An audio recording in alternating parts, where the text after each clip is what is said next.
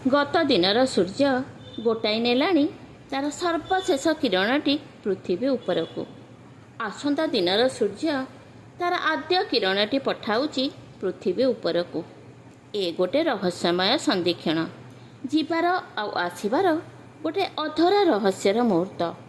ଏହି ମୁହୂର୍ତ୍ତଟିକୁ ଘଣ୍ଟାର ଡାଏଲ ଭିତରୁ ମାପି ଧରି ହେବ ନାହିଁ।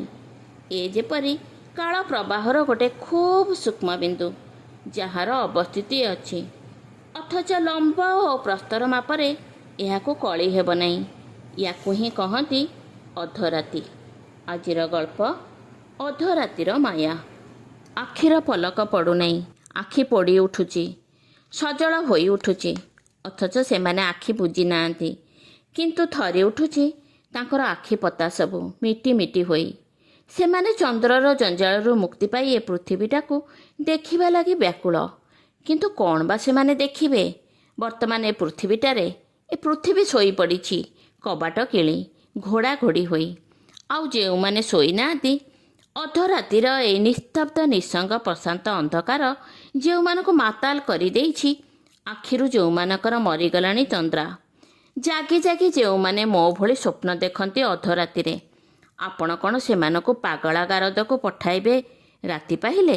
ନା ନା, ଏତେ ଚଞ୍ଚଳ ସେମାନଙ୍କ ଲାଗି ଏପରି ବ୍ୟବସ୍ଥା କରିଦେଇ ଆପଣ ନିଜେ ପାଗଳାମୀର ପରିଚୟ ଦିଅନ୍ତୁ ନାହିଁ।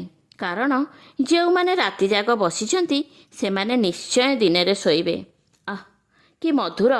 ସବୁ ଶବ୍ଦ ଶୋଇଯାଇଛନ୍ତି, ସବୁ କୋଳାହଳ ନୀରବ, ସବୁ ଦୃଶ୍ୟ ସ୍ୱପ୍ନ ପାଲଟୁଛି, ସବୁ ରଙ୍ଗ ବେରଙ୍ଗ। ଭଡ଼ା ଘର ଛାତ ତଳେ ଉପରଟା ବେଶ୍ ସୁନ୍ଦର। ଆଉ କ'ଣ ବା କାମ ଅଛି? ଅଧରାତିର ନିସ୍ତବତା। କିଛି ନ କରି ମଧ୍ୟ କେବଳ ଶୋଇଯାଇ ହୁଏ ଶବାସନରେ।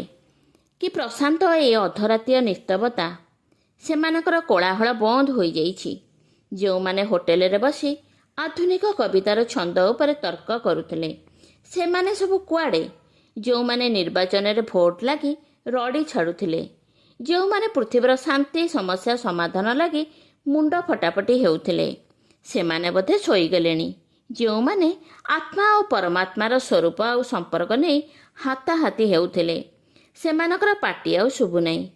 ପରମାଣୁ ବୋମାର ବିସ୍ଫୋରଣ ଆଉ କ୍ୟାନ୍ସର ଆକ୍ରମଣର ସମ୍ଭାବନାରେ ଯେଉଁମାନେ ଥରି ଥରି ଚିତ୍କାର କରୁଥିଲେ, ସବୁ ବନ୍ଦ ହୋଇଯାଇଛି।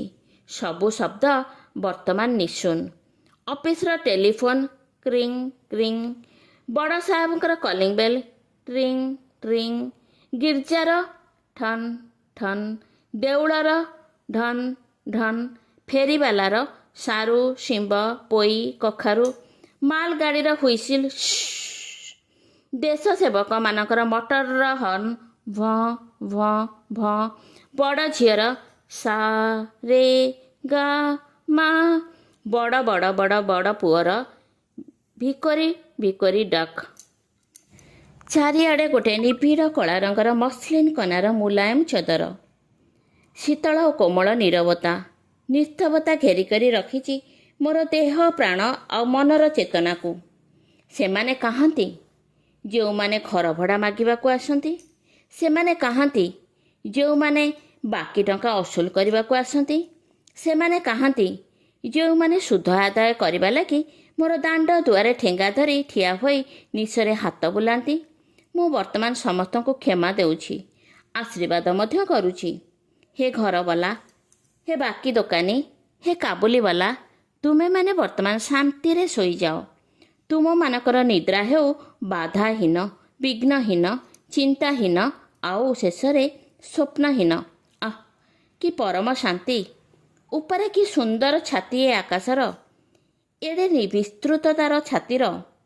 ଏ ପୃଥିବୀରେ ଗୋଡ଼ ଦେଇ ମୁଁ ଶୋଇଯିବି ଆକାଶର ସେହି ବିସ୍ତୃତ ଛାତି ଉପରେ ମୁଣ୍ଡ ରଖି। ମୁଁ ଏକ ଆକାଶର ପ୍ରେମିକା। ଆଃ, କି ଚମତ୍କାର ତୃପ୍ତି! ପୃଥିବୀର ଏ ଅନ୍ଧକାର କି କୋମଳ, କି ଶୀତଳ, ଆଉ କି ଯନ୍ତ୍ରଣାହୀନ। ମୁଁ ଏଇ ଅନ୍ଧାରରେ ଲୀନ ହେବି।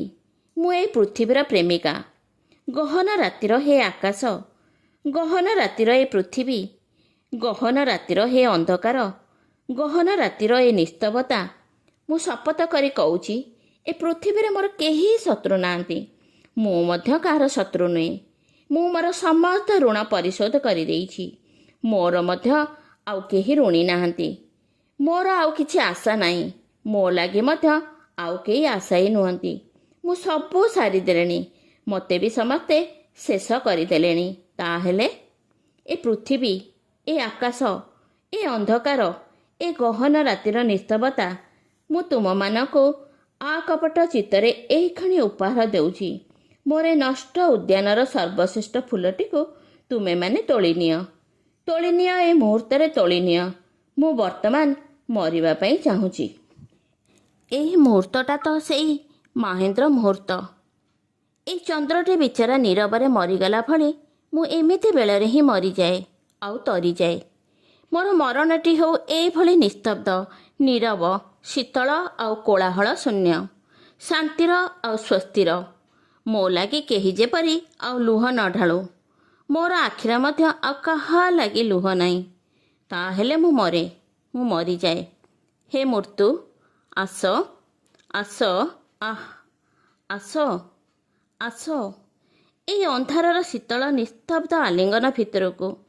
ଆଉ ମୋର ଦୁଇ ଆଖିର ଦୃଷ୍ଟି ଚିରଦିନ ଲାଗି ହଜିଯାଉ ତୁମର ସେହି ନୀରବ ନିବିଡ଼ ଶୀତଳ ଅନ୍ଧକାରର ବିସ୍ତୃତ ଆଉ ବିସ୍ତୃତି ଭିତରେ। ଆସ, ଆସ ମୃତ୍ୟୁ, ଆସ।